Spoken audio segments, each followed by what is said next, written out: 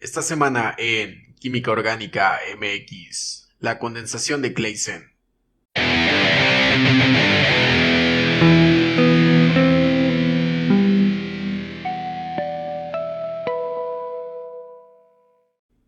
El término condensación tiene varias acepciones. La más común es para describir el cambio de estado de agregación de gaseoso a líquido. Al mismo tiempo, en el contexto de la química orgánica, este término puede ser empleado para referirse a la unión de dos estructuras para formar una de mayor complejidad. En este sentido, la condensación de Claisen consiste en la reacción entre un éster enolizable con otro éster en condiciones básicas para la formación de beta-cetoésteres. Las bases que comúnmente se utilizan son tretilamina, hidruro de sodio, sodio metálico y metóxido o etóxido de sodio. Estos dos últimos, sobre todo si los ésteres son de metilo o etilo, debido a que se forma el mismo subproducto, metanol o etanol respectivamente, y con ello se elimina la posibilidad de una transesterificación. Este tipo de reacciones se finalizan acidificando el medio para protonar al último intermediario, cosa que será más evidente cuando presente el mecanismo de la reacción. Cabe señalar que los ésteres con un solo hidrógeno alfa, por cuestiones mecanicistas, difícilmente sufren condensación de Claisen, y en caso de formarse el producto, su equilibrio se ve desplazado hacia la izquierda, llevando a cabo el proceso inverso, conocido como reacción retro-Claisen. La reacción puede darse entre moléculas de la misma sustancia, siendo esta la versión clásica. Sin embargo, también puede ocurrir de manera cruzada o mixta, en otras palabras, que los ésteres que reaccionan no son el mismo compuesto. Para este caso es preferible que el éster que actuará como receptor electrofílico no tenga hidrógenos alfa, ya que de esta manera no formará enoles que deriven en la formación de beta-cetoésteres que no son el objetivo, y cuya formación provoque la disminución del rendimiento y complique la etapa de purificación. Una última posibilidad es que los grupos funcionales se encuentren dentro de la misma molécula, formando un beta-cetoéster cíclico. Esta reacción tiene su propio nombre y es conocida como la condensación de Dieckmann. El nombre de esta reacción se debe al químico alemán Rainer Ludwig Claisen, que junto con Lohmann publicó un trabajo en 1887 en el que discute la posibilidad de unir ésteres tomando como referencia las condensaciones aldólicas que se habían descubierto en años previos. Se dice que probablemente Claisen haya recibido uno de los mejores legados en la historia de la química orgánica, ya que fue aprendiz de personajes importantes como Auguste Kekulé y Rudolf Clausius. No obstante, sus estudios se vieron interrumpidos por la Guerra Franco-Prusiana de 1870, en la que se enlistó como ayudante médico.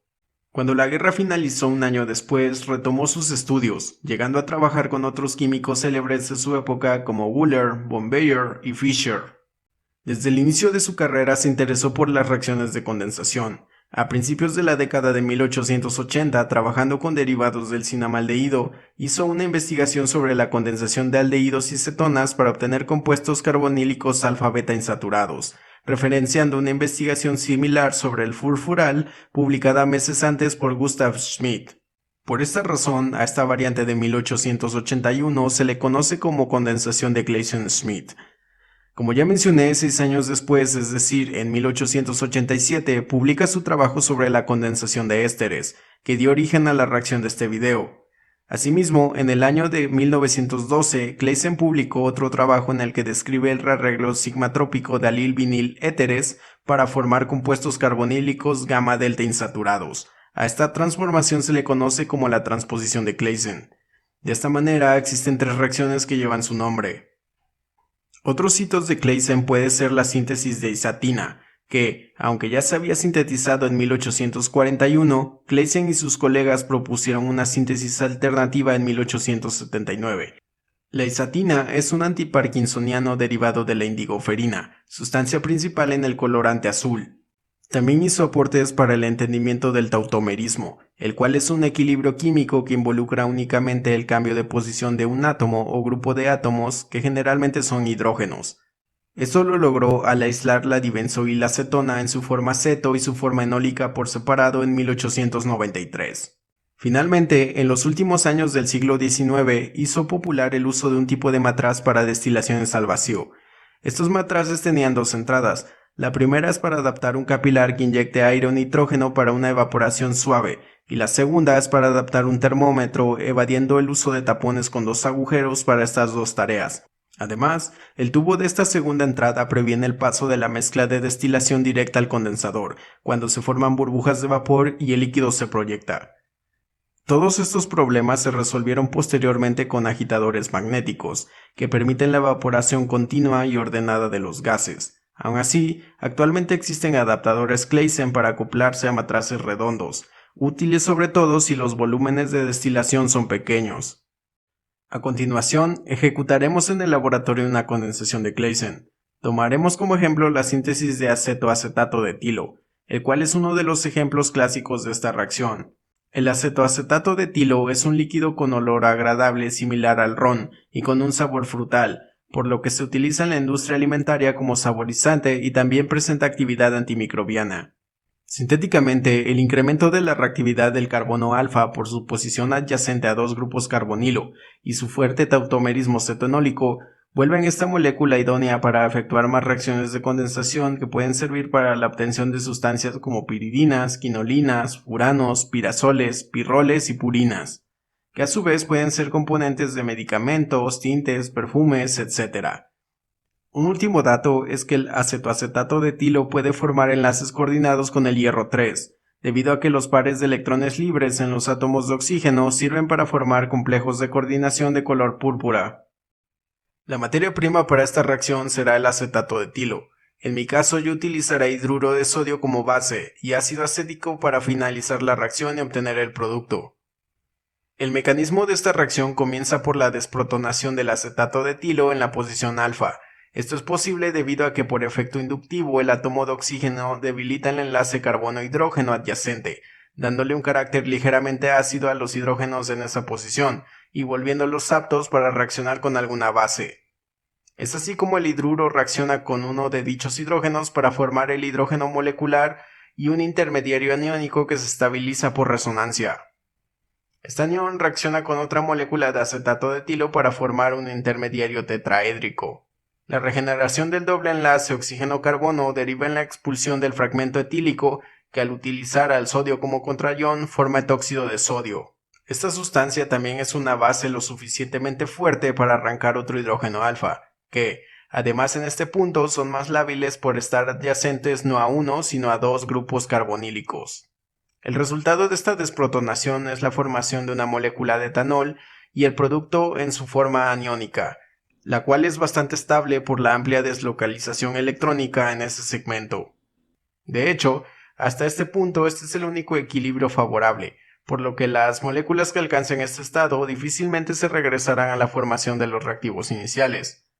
Para obtener el acetoacetato de etilo como tal, es necesario acidificar el medio para protonar el anión y obtener acetato de sodio como su producto. La adición de ácido también sirve para transformar los remanentes de hidruro de sodio y etóxido de sodio en hidrógeno molecular y etanol, con el fin de detener la reacción.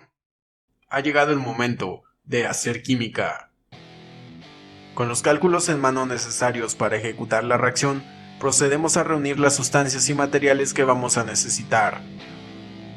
Para iniciar el procedimiento pesamos el hidruro de sodio. Es necesario hacer este paso lo más rápido posible, ya que el hidruro reacciona muy fácil con la humedad del ambiente. También, al ser un polvo fino, es posible que algunas partículas se desprendan y causen irritación en la nariz, por lo cual es muy aconsejable utilizar una mascarilla con filtros durante la manipulación. Una vez pesado, lo transferiremos a un matraz bola de 2 bocas equipado con barra de agitación magnética para después acoplarlo a un sistema de reflujo. Cabe señalar que tanto la segunda boca del matraz como la salida del condensador tienen un tapón o también llamado septum, sellado con parafilm, para asegurar la hermeticidad del sistema. Dado que el sistema estará sellado y caliente, se generará presión, por lo cual colocaré una pinza Keck para asegurar la junta. Un globo de doble pared se llena con nitrógeno para posteriormente colocarse en la cima del condensador. Por otra parte, se coloca una aguja en la segunda boca del matraz y el sistema se mantiene así durante un par de minutos. Con este procedimiento estamos provocando un flujo de gas desde dentro del sistema hacia afuera, en donde el aire del interior se reemplaza por nitrógeno, y con ello eliminamos la humedad del sistema. En otras palabras, trabajar en condiciones anhidras. Esto es necesario cuando los reactivos son sensibles al agua o al oxígeno del aire. En este caso el hidruro de sodio es el que se descompone como ya mencioné anteriormente. El siguiente paso es medir el acetato de etilo que previamente fue tratado con malla molecular con el mismo fin de eliminar la mayor cantidad de agua posible. El acetato de etilo se añade al matraz por la segunda boca. Si al añadir se produjeran burbujas, significa que el acetato de etilo tiene agua y se está generando hidrógeno gaseoso. En mi caso no es así. El sistema se coloca en un baño de aceite, se enciende el condensador y se inicia el calentamiento.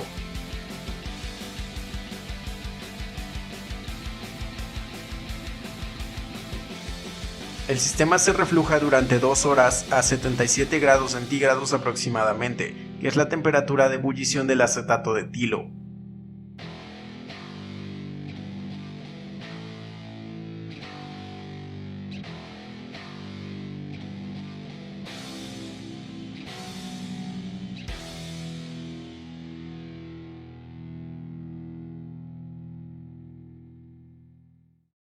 Una vez culminado el tiempo de reacción, el calentamiento se suspende y una vez atemperado se desmonta el sistema. Es importante señalar que al abrir el sistema, el extractor debe de estar activado, y es importante que no haya fuentes de ignición cerca, ya que uno de los principales subproductos es hidrógeno, el cual es un gas altamente inflamable. Para acidificar el medio se prepara una disolución acuosa de ácido acético al 50%. Con ayuda de un embudo de adición, vamos a agregar lentamente un poco de la disolución que acabamos de preparar. Con esta adición se forman grumos, por lo que añadí unos mililitros de acetato de etilo para posteriormente extraer con mayor facilidad. Transferimos el contenido del matraz a un embudo de separación y se agita vigorosamente.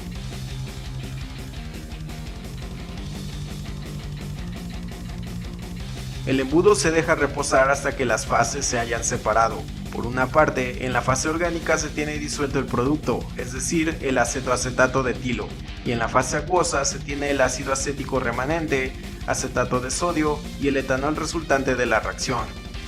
La fase de acetato de etilo se lava con salmuera para reducir el contenido de agua, y posteriormente se termina de secar con sulfato de sodio anhidro.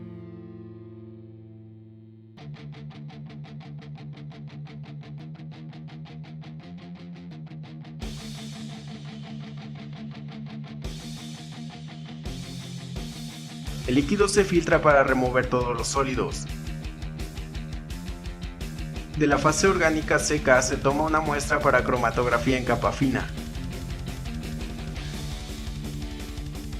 La placa revela que solamente hay un compuesto. Este resultado es excelente ya que no habrá necesidad de aplicar otro procedimiento de purificación. Solamente resta destilar el acetato de etilo a presión reducida y terminar de secar en la línea Schlenk.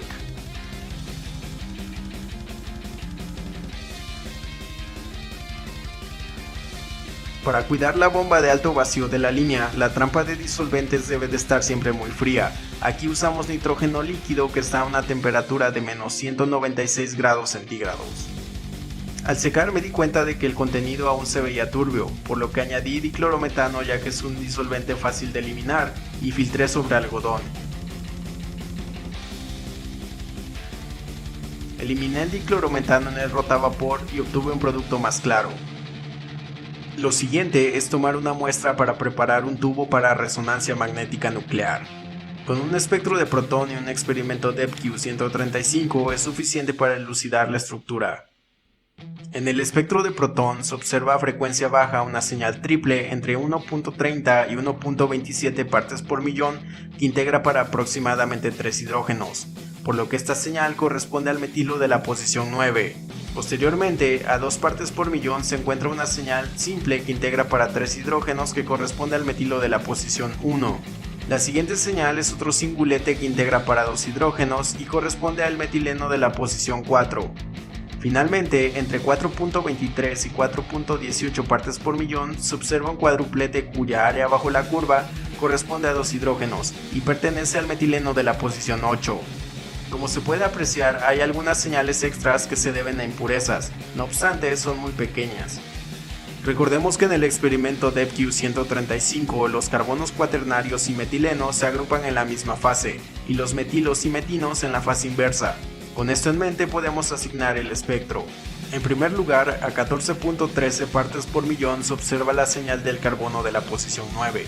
seguido de otra señal de metilo a 30.19 partes por millón que corresponde al carbono de la posición 1.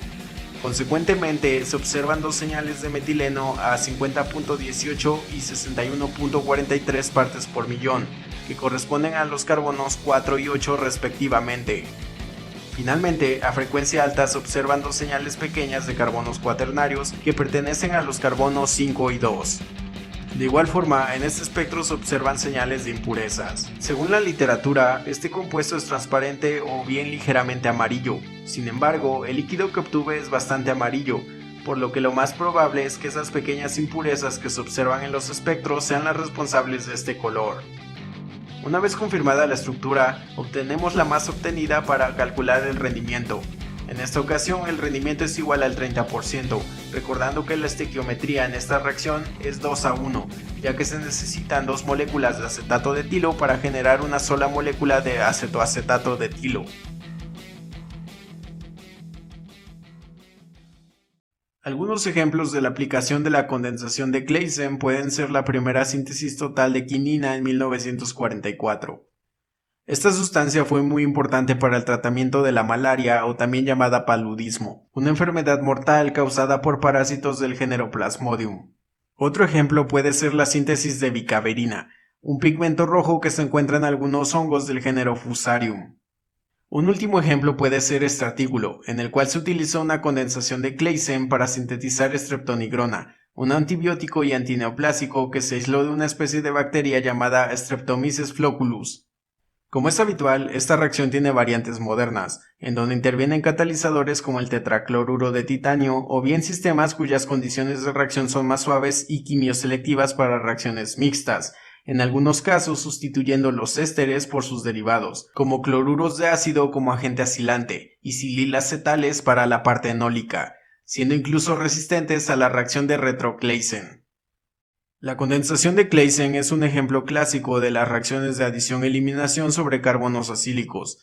Esta reacción, al depender fundamentalmente de los hidrógenos en posición alfa, tiene algunas desventajas, como lo son la incompatibilidad de algunos ésteres con pocos o ningún hidrógeno de este tipo, y por supuesto las reacciones cruzadas. No obstante, para los casos en donde estos dos factores no son el problema, la reacción funciona bastante bien ya que el equilibrio químico generalmente favorece la formación del beta-cetoéster. Si eres estudiante o profesional de alguna carrera relacionada al área química, contáctanos si deseas conocer el laboratorio y nuestras líneas de investigación. Catálisis asimétrica enfocada en el uso de ácidos bishidroxámicos en reacciones estereoselectivas. Y 2. Diseño y síntesis de moléculas bioactivas quirales para uso agroforestal y el sector médico. Formamos parte del clúster científico y tecnológico Biomimic, ubicado en el campus 3 del Instituto de Ecología en Jalapa, Veracruz, México. La información de contacto está en la descripción. Hasta la próxima y recuerden, todo es cuestión de química.